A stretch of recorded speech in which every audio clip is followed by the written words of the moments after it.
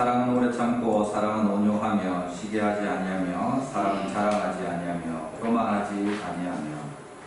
살아계신 주 하나님 우리 아버지 감사합니다. 오늘도 복된 날 저희에게 허락하시되 거룩한 주일로 또 하나님 앞에 구별하여 예배하는 자리로 저희를 불러주시니 감사합니다.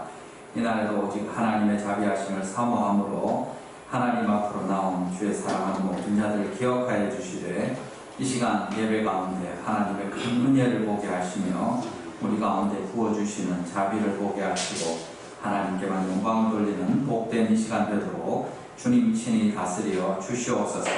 예수님의 이름으로 축복하며 기도합니다. 아멘. 우리 다 함께 일어나셔서 힘내서 찬양하겠습니다.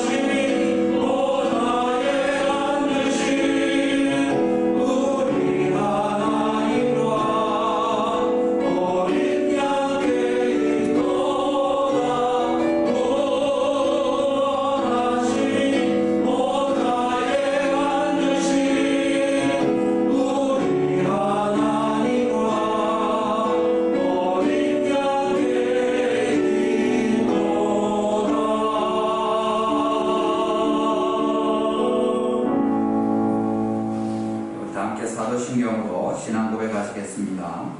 나는 전능하신 아버지 하나님 천지의 창조주를 믿습니다. 나는 그의 유일하신 아들 우리 주 예수 그리스도를 믿습니다.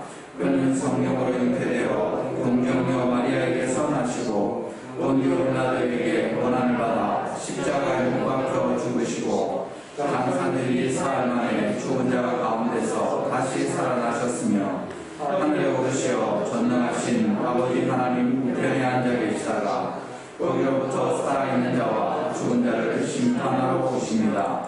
나는 성령을 믿으며 거룩한 공교회와 성도의 교제와 죄를 용서하는 것과 몸의 부활과 영생을 믿습니다. 아멘.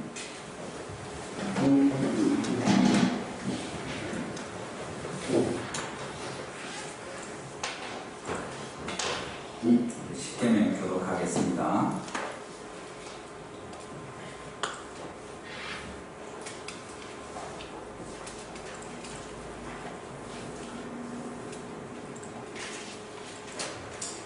하나님이 모든 말씀으로 말씀하여 이르시되 나는 너를 애굽 땅 종되었던 집에서 인도하여낸 내 하나님 여호와니라. 제1은 너는 나의 말씀을 대입하라. 제2는 너를 위하여 세계의 사람을 말씀하시고 또 여호와의 있는 것이나 하늘의 땅에 있는 것이나 땅의 물에 있는 것에 어떤 형상도 만들지 말며 그것들에게 잘하지 말며 그것들을 숨기지 말라. 제3은 너는 내 하나님 여호와의 영을 망령되게 하지 말라. 제4는 안식일을 기억하여 거룩하게 지켜라. 제5는 내 부모를 공경하라. 제6은 살인하지 말라. 제7은 간음하지 말라. 제8은 도둑질하지 말라. 제9는 내 이웃에 대하여 어디 증거하지 말라. 제10은 내 이웃의 죄를 당하지 말라. 예수께서 이르시되 내 마음을 다하고 목숨을 다하고 뜻을 다하여 주 너의 하나님을 사랑하라 하셨으니 이것이 주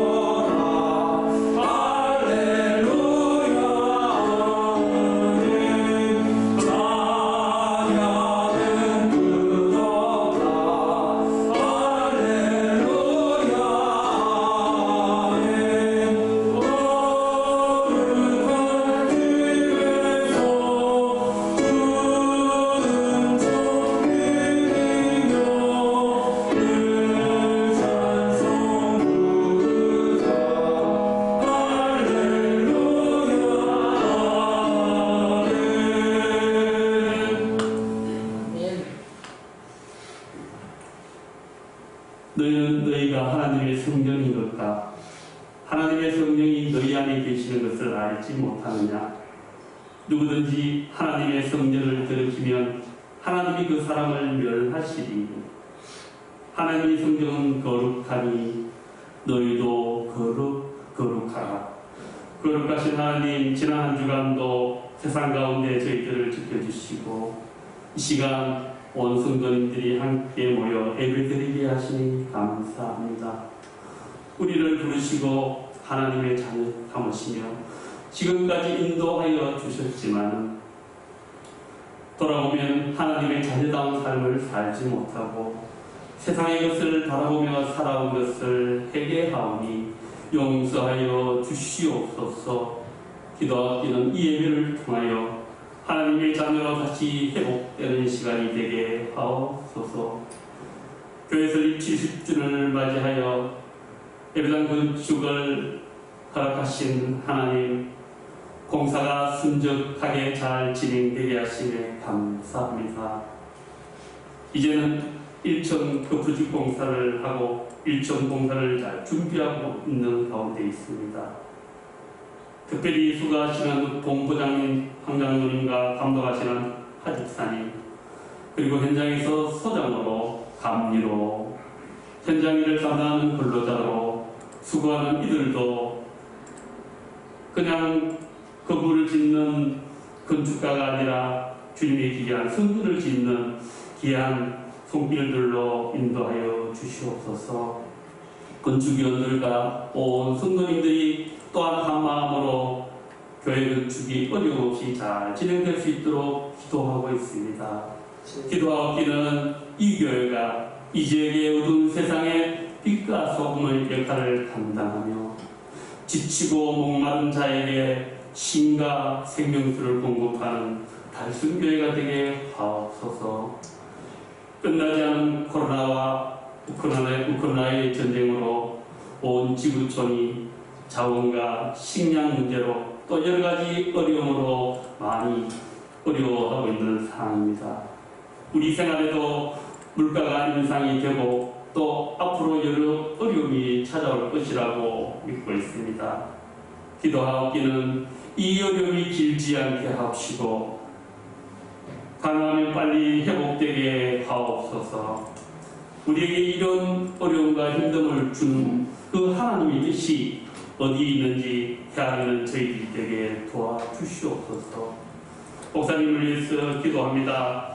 성령 충만, 은혜 충만하셔서 달순교회와 하늘나라 확장을 위하여 더욱 기강에 쓰임받는 목사님 되게 하옵시며 영육간의 강건함도 허락하여 주시옵소서. 또 목사님의 가정도 지켜주시옵시며 도시노 두 목사님, 강도사님도 같은 능력, 은혜 허락하여 주시옵소서. 기도하기는 우리 다음 세대가 믿음 안에서 바르게 성장할 수 있도록 인도하여 주시옵소서. 하나님께서 그들에게 주신 달란트를 잘 보살펴 그 달란트를 잘 살려서 하나님께 영광 돌리는 귀한 삶을 살아가는 우리 다음 세대가 되도록 기도합니다. 수고하는 교사들, 그들에게 귀한 사명을 감당하는 능력과 은혜도 허락하여 주시옵소서. 질병과 노안으로 고통받는 성도님들 있습니다. 연약한 믿음과 물질의 어려움으로도 힘든 상황에 처한 성도님들 있습니다. 아버지 하나님, 건강이 속히 회복되게 하옵시며 기도하기는 그런 여러 가지 어려움이 나아질 수 있도록 주여 도와주시옵소서.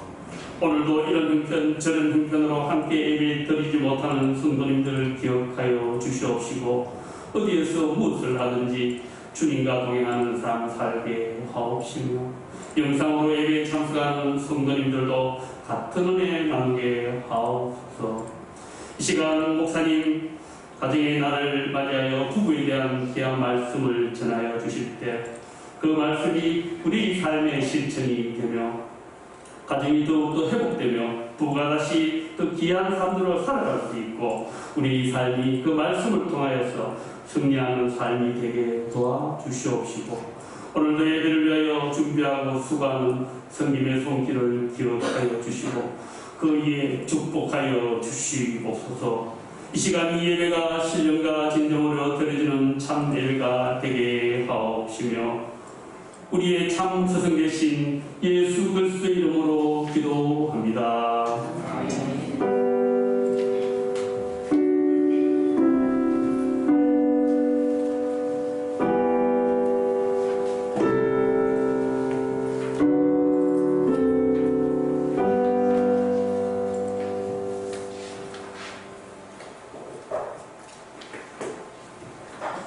오늘 보실 하나님의 말씀은 에베소서 5장 22절에서 23절입니다.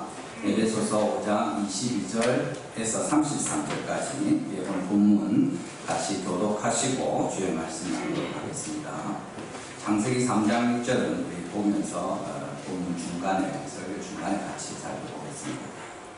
에베소서 5장 22절에서 33절까지 교독하겠습니다. 제가 먼저 읽습니다. 아내들이여 자기 남편에게 복종하기를 주께 하듯 하라. 이는 남편이 아내의 본이 그리스도께서 교회의 본인과 같으니 그가 바로 몸의 주시리라. 그러므로 교회가 그리스도에게 하듯 아내들도 범사에 자기 남편에게 복종할지니라. 남편들아 아내의 사랑을 그리스도께서 교회를 사랑하시고 그 교회를 위하여 자신을 지시하시기 바라. 이는 곧 물로 씻어 말씀으로 깨끗하게 하사 거룩하게 하시고 자기 앞에 영광스러운 교회로서 피나는 높은 것이나 이런 것이 없이 거룩하고 흥미롭게 하여 하시리라. 이와 같이 남편들도 자기 아내 사랑하기를 자기 자신과 같이 할지니 자기 아내를 사랑하는 자는 자기를 사랑하는 것이라. 누구든지 언제나 자기 죄를 미워하지 않고 오직 양육하여 보호하기를 그리스도께서 그에게 양육하시 하나니 우리는 그 몸의 지체이니라. 그러므로 사람이 부모를 떠나 그의 아내와 합하여 그 둘이 한체가 될지니 이 비밀이 크도다. 나는 그리스도와 교회에 대하여 말하노라. 그러나 너희도 각각 자기의 아내 사랑하기를 자기 자신같이 하고 아내도 자기 남편을 존경하라. 아멘.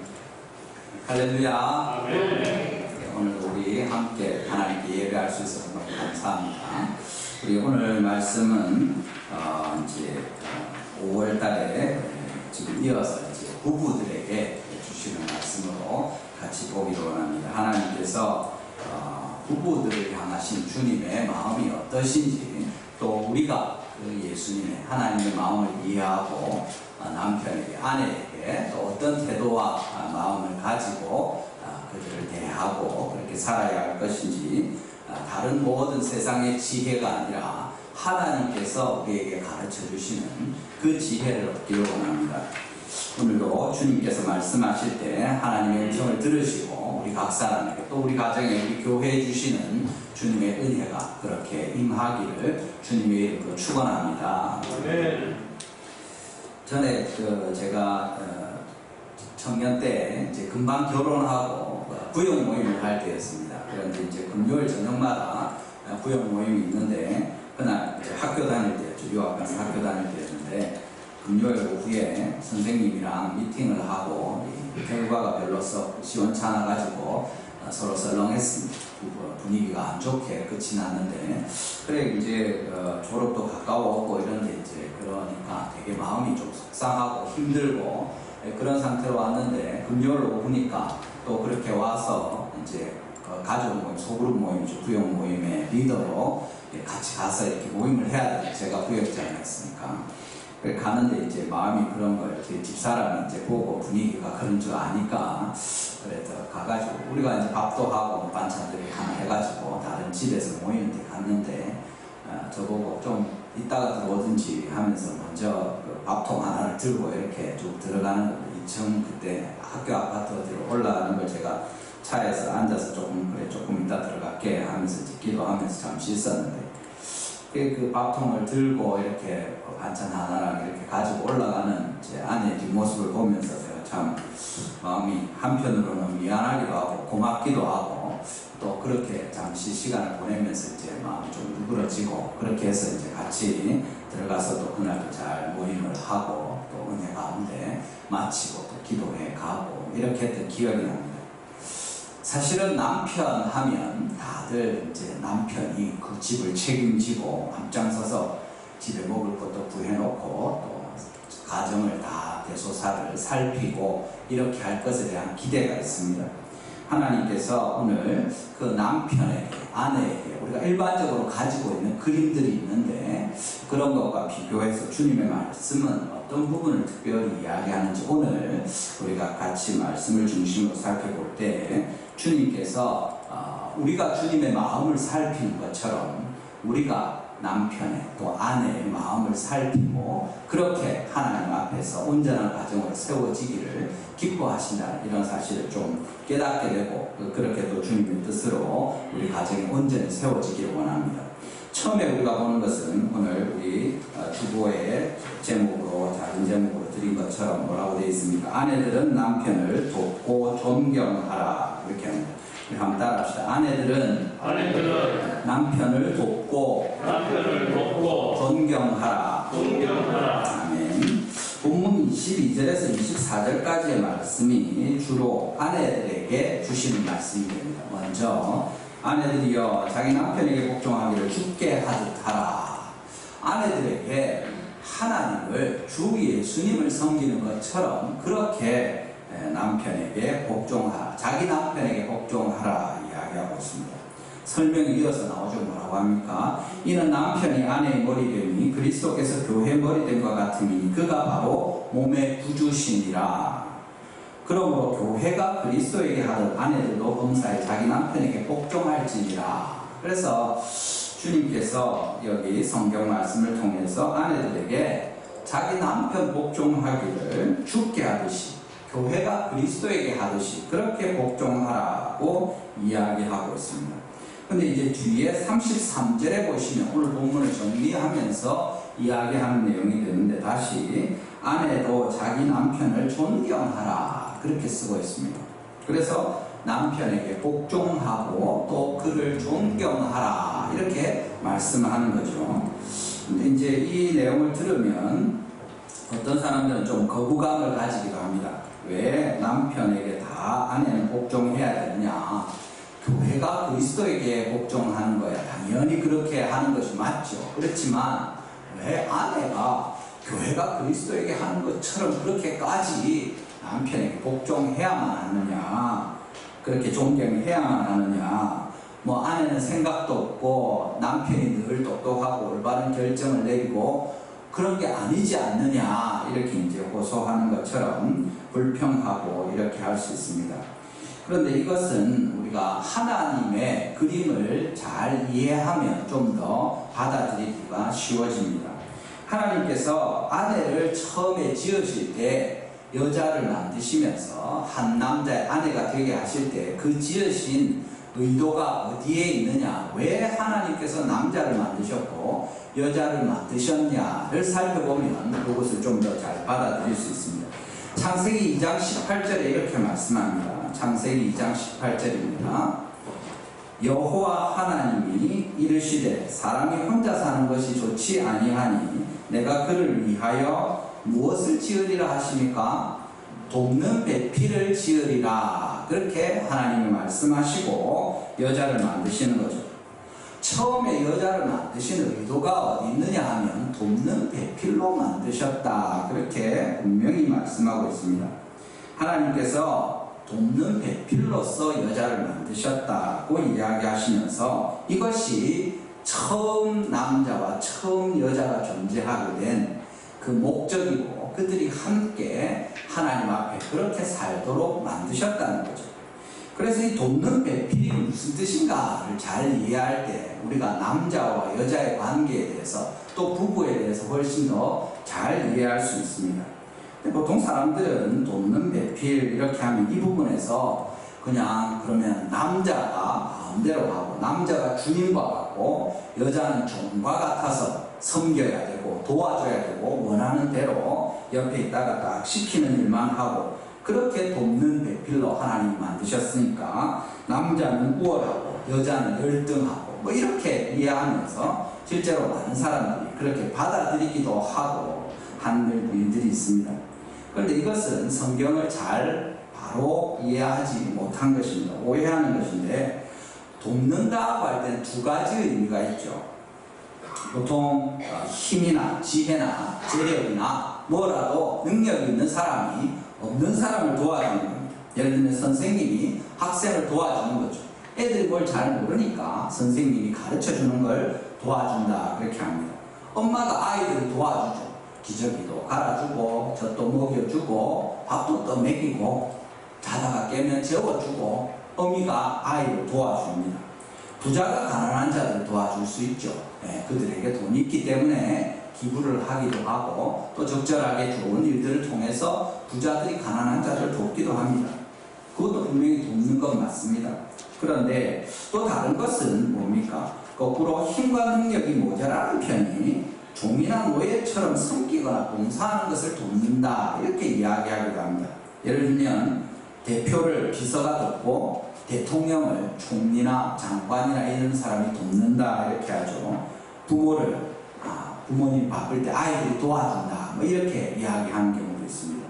그럼 여기 하나님께서 돕는 배필로 여자를 만드셨다고 할 때는 어느 편이냐, 이것을 이제 이해하게 되면 진짜 돕는 배필의 의미를 잘 알 수 있게 되고, 그러면 우리가 여기 아내에게 주는 말씀을 더 정확하게 이해할 수 있게 되는 것입니다.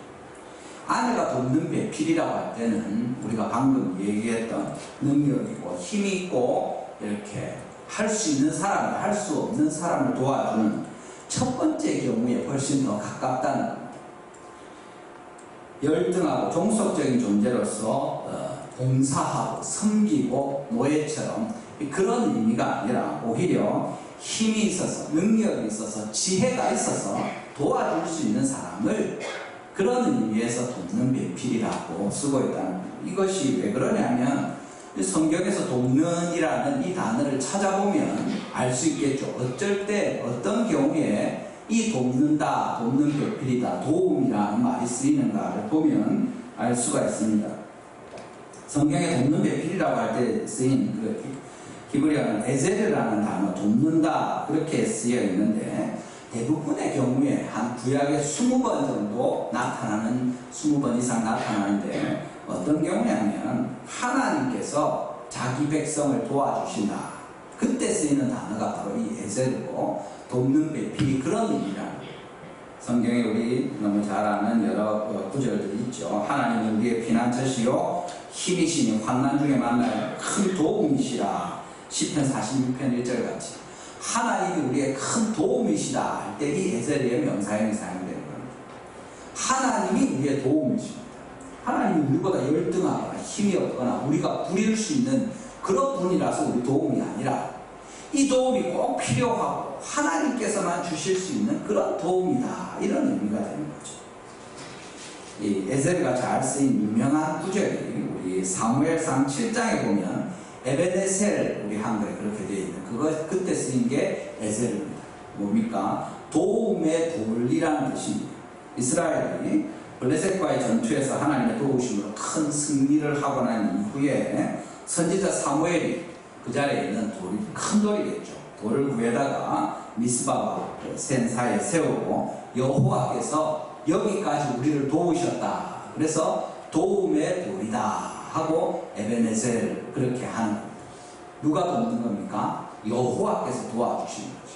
그 도움이 없으면 우리가 살 수 없는데 하나님이 우리를 도와주셔서 여기까지 왔다. 이것이 도움의 돌이고 우리가 이것을 볼 때마다 우리를 돕는, 도우시는 하나님을 기억해야 될 것이다 하는 거죠. 성경에서 이야기하는 이런 에제르의 의미가 바로 이것이고, 이것을 이 여인에게 쓰면서 너는 남편을 위해서 돕는 자가 될 것이다. 아담에게 도움이 되도록 내가 너를 지었다. 네가 너의 남편의 도움이다. 이렇게 이제 이야기하고 있다는 사실입니다. 그 말씀은 뭡니까? 하나님께서 아내를 지으실 때 남편보다 더 지혜 있게 하고 또 능력 있게 하고 남편의 부족한 부분을 채워서 남자를 온전하게 하도록 여자를 만드셨다 하는 그런 의미가 되고, 또 하나님께서 그리는 그림은 똑똑하고 지혜로운 사람이 앞장을 서고 임의로 하는 것이 아니라 오히려 지혜롭고 능력 있는 사람이 옆에서 도와주고 섬기면서 오히려 존경하는 태도를 가지고 함께 어울려서 온전한 사람을 또 가정을 이루도록 그렇게 하셨다는 것을 생각할 수 있는 것입니다. 하나님께서 여자를 만들 때 돕는 배필로 그렇게 만드시면서 어떻게 하시느냐 하면 여기 같이 오늘 보면 뒤에 말하는 것처럼 남편을 존경하라 이렇게 이야기하는 거죠. 사실은 돕는 사람은 힘있고 능력이 있으면 무시하기가 쉽습니다. 안 그렇습니까? 선생님이 학생을 사랑하고 또 아껴서 잘 도와주고 가르쳐주고 할 수도 있지만 선생님은 잘 알고 애는 뭘 모르는데 선생님이 애를 향해서 와 이걸 모르노 하면서 답답해하면서 이 쉬운 걸 알지 못하니까 내가 참 힘들다 하고 그 아이를 한심한 듯이 쳐다보면 그 선생님에게 배우고 싶겠습니까? 같이 마음을 낮추어서 아이고 이게 힘들구나 이게 잘 이해가 안 되는구나 그래 이게 어렵지 하면서 나도 처음 배울 때는 참 힘들었다 하고 근데 이거를 해봐라 하면서 잘 가르쳐주면 안 좋겠습니까? 아내가 지혜가 있고 똑똑하고 또 심지어 우리가 아내는 예수님을 잘 믿고 하나님께 헌신이 되어 있는데 신랑은 아직 하나님을 알지 못한다 할 때 저 사람은 예수도 모르고 저래 살다가 멸망할 건데 그래도 잘났다고 말도 안 듣고 교회도 안 오고 그렇게 그 사람을 한심한 듯이 생각하고 늘 좀 약간 무시하고 그렇게 어리석게 여기면 그 남편이 그 아내의 말을 듣고 아이고 자네가 똑똑하니까 내가 자네를 따를게 하면서 교회 나오겠습니까? 도움을 주더라도 그 도움 받는 사람을 충분히 정당하게 대하고 어린아이가 모르는 게 당연하죠. 믿지 않는 신랑이 이해하지 못하는 게 당연합니다. 그렇지만 그 남편을 존중하는 거죠. 무리하게 존경하라는 것이 아니라 남편으로서 존경하는 것이고 도움을 베풀 때 도움을 받는 사람을 정당하게 대우하는 것이 마땅한 것입니다. 그렇게 할 때 그들의 마음이 상하지 않고 도움을 받게 되는 것이고 그럴 때 그 도움이 유력하게 의도한 대로 잘 이루어지는 것을 우리가 충분히 생각할 수 있습니다. 어떤 집에서는 아들들하고 이제 이렇게 같이 자랄 때 우리 집에 아들 몇이다 할 때 플러스 1 해가지고 신랑까지 포함해서 이렇게 이야기하는 사람들도 있습니다. 물론 딸 이야기할 때도 마찬가지입니다. 어떻게 보면 지혜가 있습니다. 남편이지만 어떨 때는 아들 같고 말을 안 들을 때도 있고 참 어리석은 결정을 할 때도 있고 그럴 때 마치 아이를 대하는 것처럼 그 사람을 이해하고 불쌍히 여기고 그렇지만 아들을 무시하고 이렇게 하지 않지 않습니까? 아들이 좀 몰라도 참아주고 가르쳐주고 돌봐주고 하는 거죠.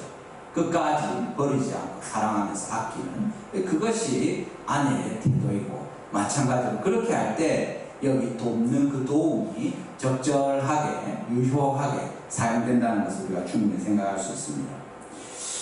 우리가 여기 하나님께서 남편이 남자가 홀로 있는 것을 보시고 독초하는 것이 좋지 못해서 돕는 배필로 아내를 만드셨습니다. 이건 뭡니까?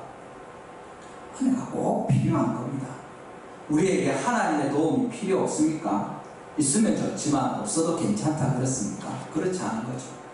남편한테도 마찬가지입니다. 꼭 아내의 도움이 필요한 겁니다. 물론 예외적인 경우가 있을 수 있겠죠. 하나님이 은사를 주셔서 독신의 은사를 주시고 홀로 살도록 하시면 그건 다릅니다. 우리가 일반적으로 말할 때 남편이 꼭 도움이 필요해서 하나님이 한 사람을 다 준비해 주시는 거예요. 그렇게 해서 도움을 받도록 하는 거죠. 성경에 우리가 창세기 3장 6절을 보면 그 아내 하와가 의도했던 대로 못했다는 건 알 수 있지만 동시에 남편이 얼마나 도움이 필요한지도 정확하게 알 수 있는 부분이 있습니다. 창세기 3장 6절을 한번 같이 읽어보겠습니다. 같이 읽습니다. 시작.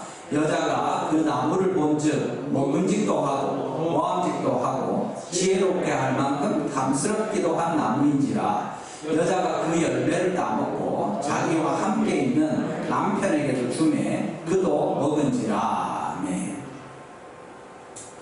여기 이것이 어떻게 보면 돕는 배필로 하와를 주셨는데 하나님이 아이고 하나님 의도하고는 완전히 어긋났네요 이렇게 생각할 수 있는 부분이기도 하지만 오히려 얼마나 남자에게 도움이 꼭 필요한가 하는 것을 보여주기도 하는 그런 본문이 됩니다. 어디서 그것을 볼 수 있는가 생각할 수 있는데 여기 본문에 보시면 뭐라고 되어 있습니까? 그 남편을 뭐라고 표현합니까? 뒷부분에 보시면 그 열매를 따먹고 자기와 함께 있는 남편에게도 주매 그도 먹은지라 그렇게 이야기합니다. 하와와 지금 누가 같이 있었다고 이야기합니까? 남편이 같이 있었다. 이게 무슨 말입니까? 지금 하와가 누구하고 뭘 어쩌고 있었습니까? 뱀이 와서 그를 꿰고 그에게 하나님의 명령이 무엇이냐 다 먹지 마라 하더냐 하면서 그렇게 이야기해서 마침내 그 선악을 알게 하는 나무의 실과를 먹어도 안 죽는다. 하나님처럼 오히려 눈이 밝아져서 지혜롭게 될 것이다 할 때 그것을 먹는 그 여인 그 곁에 누가 있었다? 남편이 있었다. 아무 말도 안 하고 그 옆에 남편이 가만히 있었던 겁니다. 뒤로 한 걸음 반 걸음 물러나서 그 모든 대화를 들으면서 이때는 어떻습니까? 아직 타락하기 전입니다. 아담이 하나님께 말씀을 먼저 받았죠. 선악을 알게 하는 나무의 실과를 먹지 마라 하는 것이 창세기 2장 16절 17절에 나옵니다. 반드시 죽을 것이다. 그 다음에 하나님께서 동물들을 아담에게 이끌어오시고 그에게 이름을 짓게 하신 다음에 하와를 만드시죠. 하와는 처음에 하나님께로부터 그 말씀을 직접 듣지 않았습니다. 그러니까 하와가 이야기하는 내용은 남편에게 들은 내용입니다. 그런데 뭡니까? 그 내용을 직접 하나님께 들었던 아담이 하와 바로 곁에 서 있으면서 그 모든 대화를 듣고 있었다는 거죠. 그런데 나서지 않는 겁니다. 입을 다물고 있는 거죠. 이것에 대해서 책이 한 권 따로 나와 있는 것이 있습니다. 아담의 침묵이라는 책인데 그 자리에 있으면서 이 남자가 타락하기 전인데도 그 담대하게 그 이야기 가운데 뭐하냐 지금 그런 것이 아니다 하고 하나님이 우리에게 저거 먹으면 반드시 죽는다 그랬다. 죽을까 하노라 무슨 소리를 하느냐. 하나님 우리에게 제일 좋은 것 모든 것을 주시고 그런 선하신 분이시다. 사탄아 물러가라. 뱀아 왜 이러느냐 하고 하와 니도 잘 들어라 하고 그 다시 그 이야기를 하고 그렇게 바로잡을 수 있는 기회가 있었다. 그런데 어떻게 합니까? 그냥 가만히 있다가 심지어 주는 선악을 알게 한 나무 실과를 자기도 그냥 받아먹는 겁니다. 아주 아내의 말을 잘 듣는 어리석은 남편과 같이 그렇게 한 거죠. 이것이 남편의 강하지 못함입니다. 남편의 약함입니다. 남편의 지혜롭지 못한 것입니다. 남편에게 도움이 필요한 이유입니다. 하나님께서 자기 남편을 무시하지 말고 존경하라 이야기하시는 것이 이런 의미입니다. 남자들은 여자들도 그렇지만 존경받고 인정받는 것을 좋아합니다. 그래서 누가 막 지켜 세워주면 목숨이라도 버리고 이렇게 하는 거죠. 그래서 어떠냐면 막 나서서 함부로 하는 것이 아니라 자기가 확신이 들거나 이러면 모르지만 그렇지 않을 때는 오히려 더 조심합니다. 왜냐하면 괜히 나섰다가 진짜 자기가 생각한 대로 흘러가지 않으면 어떻게 해야 될지 불안한 겁니다. 칭찬을 받고 싶고 인정받는 것을 좋아하는데 이를 그르치면 오히려 더 점수를 깎이게 되니까 주저하고 망설이는 겁니다. 더 많이 고민하고 머뭇거리는 겁니다. 그렇게 해서 어떤 사람들이 볼 때는 남자들이 겁쟁인 것 같고 진짜 소심하고 아이고 우리 신랑은 왜 그렇게 쪼잔한지 모르겠다. 왜 그렇게 겁이 많은지 모르겠다. 뭘 확 이렇게 하지 못하고 왜 그렇습니까? 생각이 많은 겁니다. 이것저것 고려하는 것이고 쉽게 나서지 못하는 거죠. 두려워하는 일들이 많다는 겁니다. 자기 아내와 또 아이들 이 여러 가지를 생각하는 거죠. 두려움을 극복할 용기가 필요하고 그 용기를 누가 줄 수 있습니까? 그 필요한 도움을 아내가 줘야 됩니다. 이것에 대한 확신이 필요한데 그 확신을 누가 줄 수 있습니까? 의심이 생기고 불안할 때 그것을 아내가 돕는 사람도 곁에 있으면서 확신을 줄 때 그 사람이 무엇이라도 할 수 있는 겁니다. 불안하고 잃어버리고 낙심하고 좌절하고 소망이 없는 그때에 남자가 꼼짝이라도 하려고 하면 동굴에 들어가서 나오지 않을 그때에 불러내고 힘을 내라 격려해주고 잘한다 잘한다 하면서 칭찬해줄 그 도움이 필요한데 그걸 누가 하느냐? 아내가 해야 되고 그 도움이 없으면 남자는 재구실을 하기가 힘들다 하고 하나님 말씀하신 것 같습니다. 이 도움이 꼭 필요하니까 하나님이 우리를 도와주지 않으면 안 되는 거죠.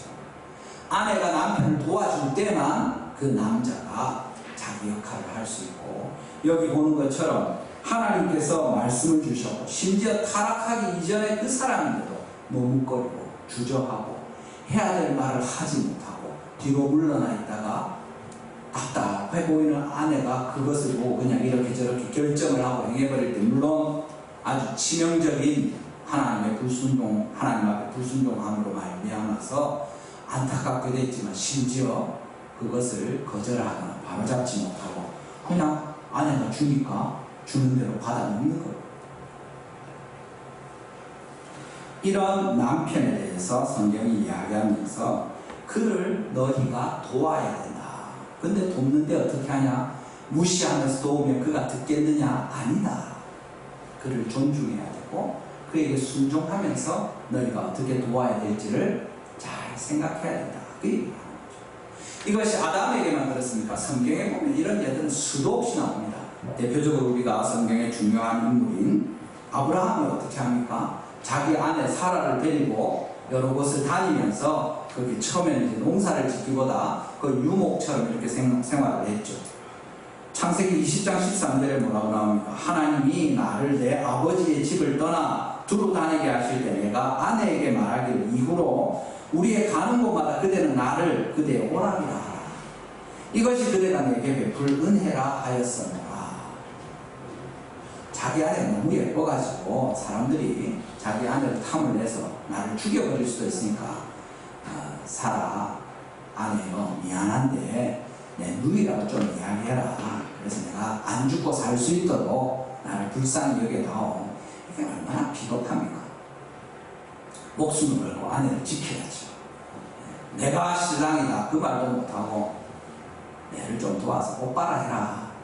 그래야 나도 살지. 이것이 남자의 모습입니다. 아담도 그랬는데 타락한 이후에는 얼마나 더 부정적이고 연약한 부분이 강화되겠습니까? 똑같은 것을 이삭에게서도 창세기 26장에 이삭이 리브가에게 요구합니다. 다닐 때 니 내 동생이라 해라. 오빠라고 불러라. 그 아버지의 그 아들이죠. 똑같습니다. 아담의 아들들이 다르지 않습니다.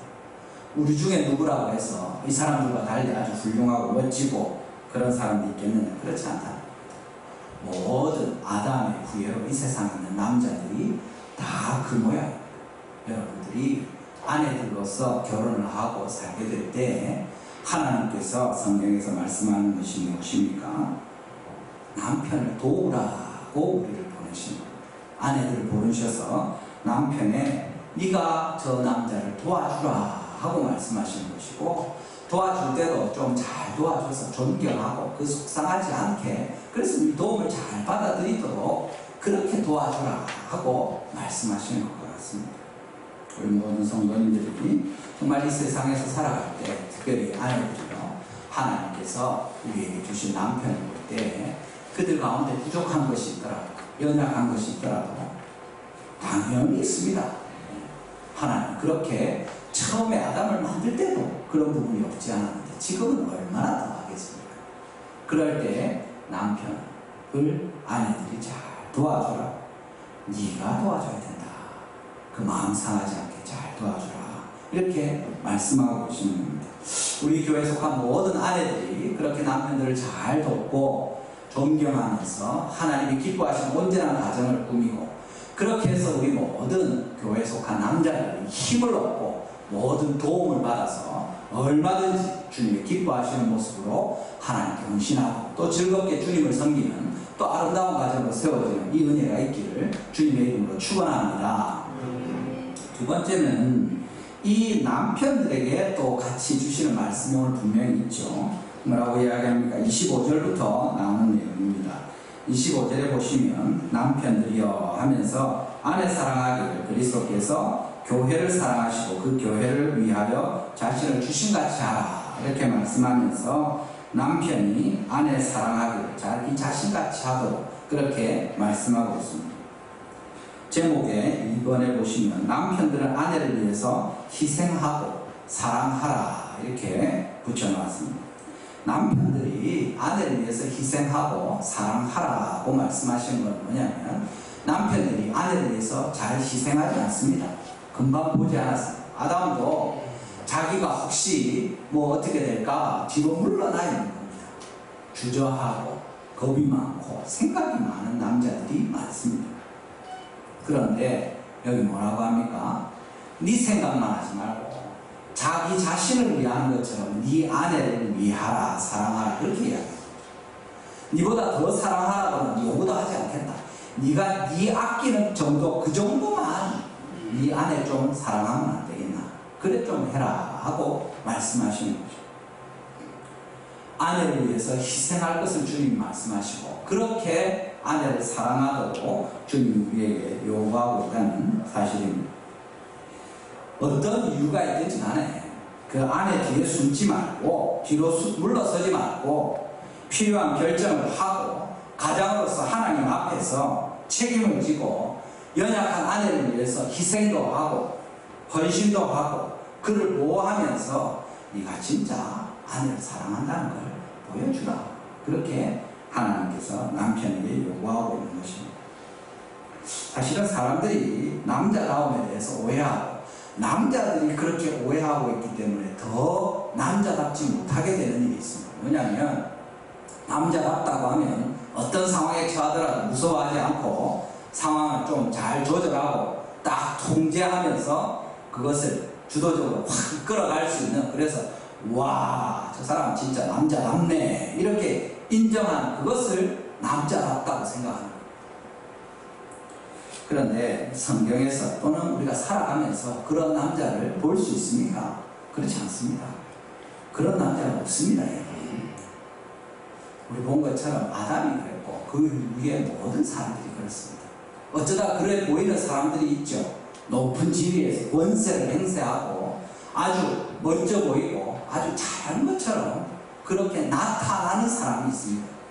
그렇지만 진짜 그 사람의 가장 깊은 곳까지 또는 그 사람의 보이지 않는 삶들까지 그렇게 잘 통제되고 적절하게 남자다운 삶으로 살아가고 있는가 할 때 그건 아무도 보장할 수 없다는 겁니다.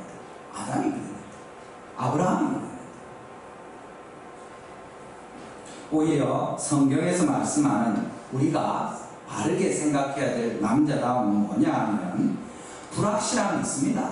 우리가 어떻게 할 수 없는, 통제할 수 없는 일들이 이 세상에 반드시 일어납니다. 그렇지 않습니까? 자연재난이 있을 뿐만 아니라 생각지도 않았던 아파트가 무너지기도 하고 다리가 또 배가, 이런 일들이 예상치 않았던 여러 일들이, 지진이 나기도 하고 이런 일들이 있는 겁니다. 그런 불확실함 중에 우리가 다 통제할 수 없고 제어할 수 없더라도 겸손하게 하나님의 약속을 붙들고 하나님의 말씀을 기억하고 그것을 선포하면서 앞장서서 나아가는 그 사람이 하나님의 사람이에요. 그 사람이 하나님이 말씀하시는 남자다운 사람이라는 겁니다. 겁이 나는데도 겁 안 나는 것처럼 큰 소리 치고 허세를 부리고 그렇게 해서 사람들이 볼 때 와, 저 사람 대단하네, 그런 인정을 받는 것이 중요한 것이 아니라 무서우면 무서운 대로, 힘들면 힘든 대로 솔직하게, 또 자기가 범죄하거나 허물이 있으면, 잘못한 일이 있으면 미안하다, 내가 잘못했다, 용서해 주라 하는, 하나님 앞에서 진실하게 살아가는, 그렇게 주님의 약속을 붙들고 일어서는 아담이 그때 물러서지 않았고 하나님의 말씀을 붙들고 하와야 잠깐만 하면서 나서서 이야기할 수 있는 그 사람이 남자다운 사람이죠. 그렇게 해서 어떻게 될지 모르지만 적어도 물러서지 않는 하나님의 약속을 붙드는, 그렇게 불안하고 염려가 되니까 하나님 도와주십시오 하면서 나아가는 그 사람이 하나님이 생각하시는 남자다운 사람이고, 성경에서 우리가 생각하는 진실하고 성실한 참 남자라고 할 수 있는 거죠. 우리가 이렇게 할 수 있습니까? 범죄하기 전에 아담도 그렇게 못했는데 하나님의 말씀을 직접 음성으로 들었던, 진짜 하나님과 혼자밖에 없던, 한 사람밖에 없던 그 아담이 직접 이야기하고 듣고 했던, 그도 실패했는데 우리가 그렇게 할 수 있습니까? 우리로서는 그렇게 할 수 없습니다. 그래서 어떻게 해야 됩니까? 뒤에 나오는 것처럼 주님께서 우리에게 말씀을 듣을 뿐만 아니라 기도하라고 이야기하시는 거죠. 디모데후서 2장 8절에 그러므로 각 철에서 남자들이 분노와 다툼이 없이 거룩한 손을 들어 기도하기를 원하노라. 뭡니까? 분노하고 싸우는 건 자기가 뭐라도 가지고 다스리고 내 힘으로 뭘 해보겠다고 달려들 때 일어나는 겁니다. 그렇게 하지 말고 하나님을 의지하고 기도하면서 정말 간절히 하나님을 향해서 손을 들고 기도하는 그 사람이 진짜 남자다 하고 이야기하는 겁니다. 내가 할 수 있다 하고 못하는 일을 가면을 쓰고 다 할 수 있는 것처럼 나대는 사람이 아니라, 주님 나는 못합니다, 하나님 제발 나를 도와주십시오 하고 엎드리는 그 사람이 진실한 사람이고, 하나님께서 그의 기도를 들으실 때 그를 통해서 하나님의 야신이 나타날 것을 우리에게 알려주시는 이런 내용이에요. 우리가 남편들에게 하나님께서 주시는 말씀이 뭡니까? 그래서 아내들을 위해서 희생하고 사랑하라 할 때 무리해서 할 수 없는 일을 큰 소리치고 허세를 부리면서 아내를 위해서 뭘 하겠다, 그것이 아니라 진실하게 자기 자신을 돌아보면서 정말 아내를 아끼는 것이 무엇인지, 그를 돌보는 것이 무엇인지 하나님께 여쭙고 나아갈 때 그 남편이 아내를 위해서 필요한 일들을 하며 그의 아내의 또 남편이 되어서 존경을 받으면서 주님을 섬길 수 있다고 우리에게 알려주시는 것 같습니다. 하나님 주신 말씀을 붙드는, 약속을 붙드는 것이 하나님의 남자이고, 또 그렇게 하나님을 의지하면서 확신할 수 없는 여러 일들이 있지만 주님을 의지하고 기도하면서 나아가는 그 남자가 주님 앞에서 온전한 사람이고, 그렇게 담대하게 일어서는 것이 아내를 위한 희생과 헌신이고, 그 두려움을 극복하고 가정을 위해서 하나님 앞에 서는 그 사람이 복된 주님의 사람이고, 정말 희생하고 사랑하는 남편으로서 하나님이 기뻐하신다 하고 우리에게 알려주시는 것 같습니다. 우리 모든 성도님들, 특별히 남편된 자들은 그렇게 아내에게나 자녀들에게 허세를 부리거나 가면을 쓰고 아닌 척 하면서 그냥 경건한 척, 거룩한 척, 모든 것을 다 알고 해결할 수 있는 척 살아가는 것이 아니라 함께 주님의 뜻을 물으며 또 아내에게, 자녀들에게 아빠를 위해서 기도해다오, 남편을 위해서 아내 빌어주시오, 그렇게 하면서 함께 주님을 찾아갈 때 그 사람이 진실한 하나님의 사람이고 주님의 남자라고 말씀하고 계시는 겁니다. 우리 교회 모든 성도들도 특별히 남자들이 이렇게 주님이 기뻐하시는 진실하고 겸손한 사람으로서 아내를 사랑하고 그렇게 기꺼이 아내를 위해서 헌신하는, 희생하는 그런 은혜가 우리 모든 가정에 임하기를 주님의 이름으로 축원합니다. 네. 마지막으로 우리가 아내가 남편을 돕고 존경하라, 또 남편은 아내를 위해서 정말 희생하고 그렇게 사랑하도록 우리가 말씀을 보았는데, 정말 우리가 최종적으로 믿음의 대상, 의지의 대상은 누구인가 하면 남편도 아니고 아내도 아닙니다. 하나님께서 우리에게 아내는 남편을 돕고 그를 존경해야 될 것이다, 또 남편은 아내를 위해서 희생하고 사랑해야 될 것이다 말씀하는데, 우리의 참 신랑이시고 우리가 참으로 의지할 수 있고 우리의 완전한 도움이 되시는 분은 누구시냐? 예수님밖에 없다는 것을 성경이 말씀하고 계십니다. 신실하신 주 예수님은 우리의 신랑이시고 그분만이 우리의 참 남편이시고 우리는 다 그의 신부가 될 것이다 하고 성경이 말씀하시는 것 같습니다. 그에게는 힘과 지혜와 모든 능력이 있는 것을 우리가 잘 알고 있고, 이 세상에 어떤 남편도 어떤 아내도 그가 가진 그런 힘이나 능력이나 권세를 가지고 또 그런 사랑을 가지고 우리를 위해서 희생하고 우리를 돕고 우리를 섬길 자가 있느냐? 그런 사람이 없다는 겁니다. 우리 혼인서약 할 때 이렇게 하지 않습니까? 제가 최근에 그래도 제일 최근에 했던 혼인서약 하나를 출력해 왔는데, 신랑은 신부를 아내로 맞아서 오늘부터 주님 앞에 가서 서는 날까지 기쁠 때나 슬플 때나 건강할 때나 병들 때나 부유할 때나 가난할 때나 변함없이 그리스도께서 교회를 사랑하시고 위하여 자신을 주신같이 아내를 사랑하고 귀하게 여기며 행복한 가정을 이루기 위해서 남편으로서의 교리를 다 하겠습니까? 그때 이제 예 하고 동의하는 거죠. 비슷한 내용을 아내에게도 이야기합니다. 근데 이것을 우리가 남편으로서 아내로서 지킬 수 있습니까? 그럴 수 없습니다.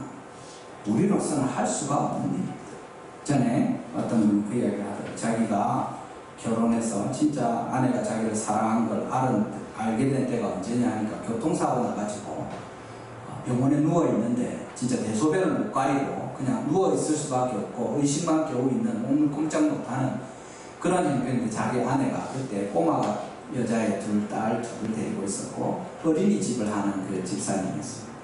병원에 와서 그 자기가 힘드니까 막 그렇게 해놓은 것처럼 치우고 병실 청소를 하고 그렇게 하면서 이제 또 아이들 옆에 데리고 어린이집에 또 가는 거, 그걸 가는 뒷모습을 보는데 와, 저 사람 진짜 나를 사랑하는구나 그런 생각이 들더라고요.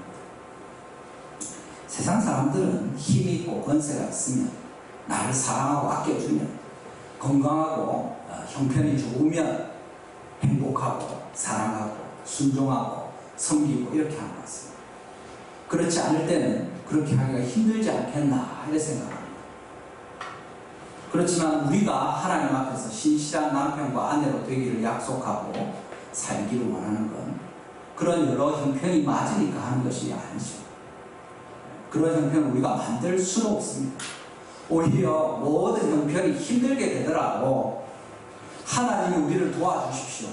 우리가 이 약속을 지키기를 원합니다. 그게 혼인서약이죠.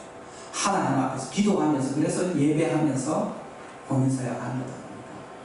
오히려 그런 어려운 상황이 되고 가정이 파산하고 또 누가 다쳐서 다 죽어가고 이럴 때 하나님의 사랑이, 그 언약이 더 빛을 발하게 되는 거죠. 아, 세상 사람들은 이제 저 집은 안 되겠구나, 망했구나, 곧 쪼개지겠구나, 온갖 이야기를 다 할지 모르지만 그럴 때 주의 도우심을 기대하고 약속을 붙들고 기도하면서 나아가는 남편과 아내들을 통해서 하나님께서 살아계시고 우리의 가정을 지키시는 분이 하나님이시라는 것을 보여주시는 거죠. 희한하네. 어떻게 저런 시간을 견뎌내고 저렇게 사는가. 또 그런 시간이 지났을 때 그들의 사랑이 더 어떻게 되겠습니까? 정말 평생에 가슴 뜨거운 사랑이 아니라 진짜 서로를 신뢰하는, 누구도 갈라놓을 수 없는 그런 사랑이 되는 거죠. 예수님이 우리에게 그걸 보여주시지 않으셨습니까? 십자가에서 우리가 아직 죄인 되었을 때 그리스도께서 우리를 위하여 죽으심으로 하나님께서 우리에게 대한 자기의 사랑을 확정해 주신 거죠. 우리가 사랑할 만하니까, 존경할 만하니까, 귀하니까 우리를 위해서 죽으신 것이 아니라 진짜 영원히 죽을 수밖에 없는 더럽고 냄새나고 비천한 죽음으로 달려가는 악한 우리를 위해서 주님이 죽으셔서 그 사랑이 우리를 건지시는 거죠. 하나님께서 우리에게 이런 은혜를 베풀어 주시기를 원하고 또 그 은혜를 누리면서 우리가 주님 앞에 살기를 원합니다. 오늘 본문의 쭉 앞부분에 보면 20절과 21절에 이런 말씀이 나오죠. 5장 20절 21절에 범사에 우리 주 예수 그리스도의 이름으로 항상 아버지 하나님께 감사하며 그리스도를 경외함으로 피차 복종하라 하고 모든 성도를 향해서 뒤에 나오는 부부를 포함해서 이야기하는 거죠. 어떻게 피차 복종할 수 있습니까? 어떻게 서로 존경하면서 그렇게 살 수 있습니까? 너무 큰 기대를 하지 않는 것입니다. 남편은 믿음의 대상이 아닙니다. 남편은 또 아내는 공경하고 두려워해야 될 대상이 아닙니다. 그 말을 다 들어야 되고 그 남편에게 또 그 아내에게 모든 것을 정말 사랑스럽고 이런 것이 다 만족스러운 그런 사람들이 아니라는 것을 우리가 알고 있습니다. 심지어 구원을 받은 용서받은 죄인으로서도 우리가 하나님 앞에 온전하지 못하고 나도 나를 믿지 못하는 것이 분명한데 어떻게 남편을 믿어라 하나님께서 아내를 꼭 사랑해라 이렇게 명령하십니까? 우리는 할 수 없습니다. 불가능한 거죠. 그래서 5장 18절에 하는 말씀이 그겁니다. 뭡니까? 우리 같이 읽어보겠습니다. 시작. 술 취하지 말라. 이는 방탕한 것이니 오직 성령으로 충만함을 받으라. 아멘. 우리가 남편을 도우면서 그렇게 말도 안 되는 요구를 하는 남편을 잘 도와서 깨닫게 하고 또 그 마음 안 상해하면서 존경하고 이렇게 하는 일을 우리가 할 수 있습니까? 꾸준히 평생에 모든 형편이 나빠져도 우리는 못하는 거예요. 남편들이 아내를 희생하고 사랑하면서 그렇게 평생에 위해서 살 수 있습니까? 그렇게 할 수 없습니다. 서로 복종하는 건 더 어려운 일이죠. 노엽게 하고 싸우지 않으면 다행입니다. 하나님께서 서로 피차 그리스도를 경외함으로 복종하라 하시면서 어떻게 그게 가능하냐? 오직 성령의 충만함을 받으라 그렇게 말씀합니다.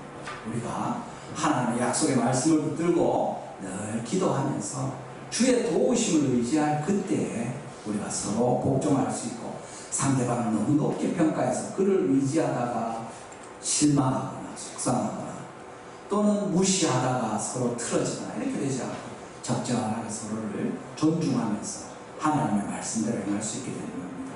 하나님께서 이 이야기를 우리에게 해주신 거죠.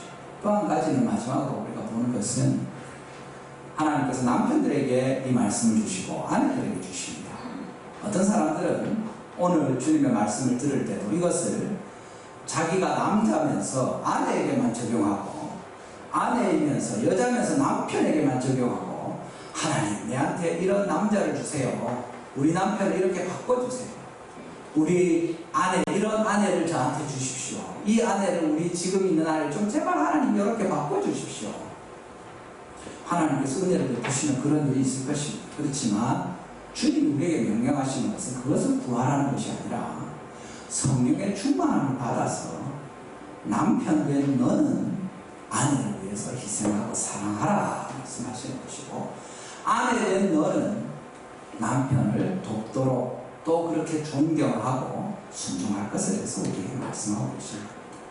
우리 모든 성도님들이 주님 말씀을 자신을 위해서 주시는 하나님의 음성을 듣고 정말 내가 내 남편을 위해서 내 아내를 위해서 어떻게 하는 것이 하나님의 말씀인지 오늘 주님이 주시는 이 지혜를 얻게 되기를 바랍니다.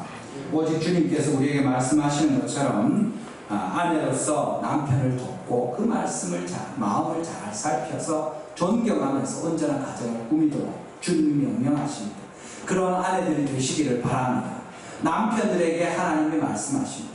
니만 생각하지 말고 담대하게 하나님의 약속을 붙들고 간절히 기도하면서 아내를 사랑하고 그를 위해서 헌신하고 희생해라 제발 그렇게 말씀하십니다. 우리 주님 앞에 이 명령을 듣고 오직 주 예수님만을 믿고 신뢰하면서 그만 공경하면서 그에게만 합당한 모든 완전한 순종을 드리면서 동시에 우리 남편과 아내들로서 적절하게 하나님 앞에 순종함으로 주께 영광을 돌리시는 우리 모든 성도님들 또 우리 달성교회 모든 가정 되기를 주님의 이름으로 축원합니다. 네. 이 시간 한번 기도하실 때 자신을 돌아보면서 기도하면 좋겠습니다. 하나님께서 우리를 여자로 이 땅에 부르셨으면 하나님께서 아내에게 주신 이 말씀을 내가 순종할 수 있도록 주의 성령님 도와주시고 또 이 약속의 말씀을 듣고 살게 기도하면서 겸손히 주님 나를 인도해 주십시오. 남자의 모든 자들은 정말 주님이 주시는 말씀을 받는 대로 그 약속의 말씀을 붙들고 책임질 수 없는 여러 어려운 일들이 있고 확실하지 않는 불안한 많은 일들이 있을지라도 하나님께서 우리에게 손을 들고 기도하면서 약속을 붙들고 나아가라고 말씀하십니다. 이것을 아내에게 주시지 않고 남편에게 주시고 네가 너의 가정을 위해서 기도하고 네가 결정하고 앞서 나갈 것을 요구하십니다. 하나님 우리를 도와주시고 정말 이 일을 할 수 있도록 제 아내가 저를 돕게 해주시고 제가 그를 위해서 헌신하고 사랑하게 해주십시오. 우리 교회 가운데서도 하나님께서 은혜를 베푸셔서 정말 주님의 기뻐하시는 모든 가정들 되도록 우리 하나님께 간절히 기도하면 좋겠습니다. 아직 결혼하지 않은 우리 형제자매들도 하나님 앞에 이런 사람으로 내가 준비되게 하여 주시옵소서. 주님을 신뢰함으로 이 명령에 순종할 수 있도록 도와주시옵소서. 우리 주여 한번 부르시고 간절히 함께 기도하시겠습니다. 주여 아버지 감사합니다. 또 하나님께서 우리에게 말씀하실 때 특별히 부부들을 향하여 주님의 마음을 보여주십니다. 아내들에게 남편을 돕는 배들로 만드시면서 그들을 도울 때 존경함으로 하나님 앞에서 잘 감당할 것을 기대하십니다. 아버지 하나님 어리석고 힘이 없는 남편일지라도 하나님을 신뢰함으로 겸손히 그를 귀하게 여기며 그에게 순종하게 하시고 그렇게 그들을 구원하시고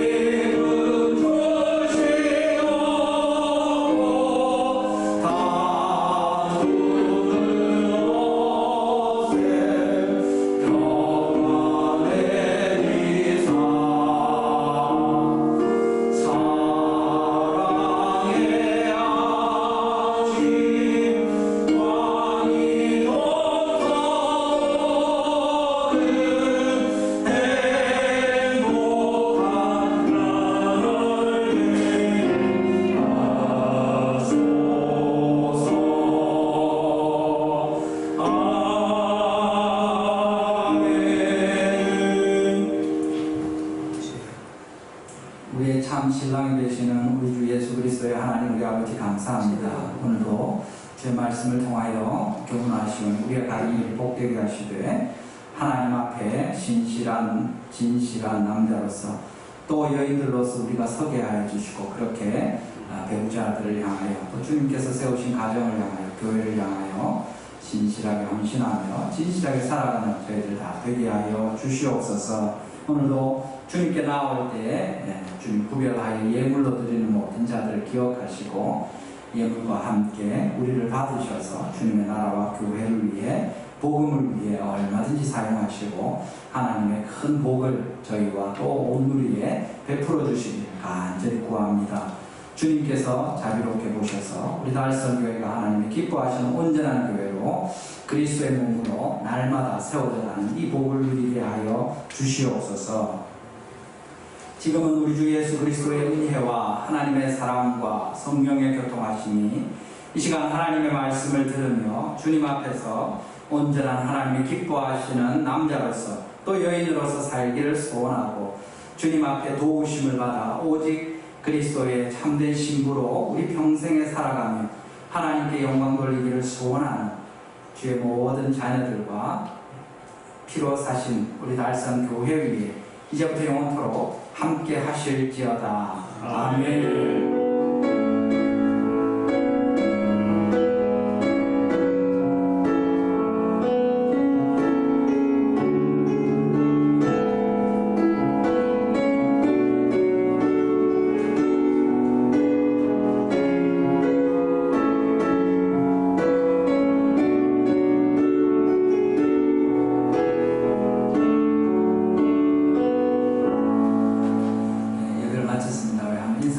예수님이 우리의 참 신랑이십니다. 예수님이 우리의 참 신랑이십니다. 아멘. 광고는 주보 참조해 주시고 우리 오늘 5월 15일 그래서 스승의 날로 특별히 우리 교회학교 주일학교 봉사하시는 선생님들에게 교회에서 또 마음을 담아서 작은 선물을 준비했습니다.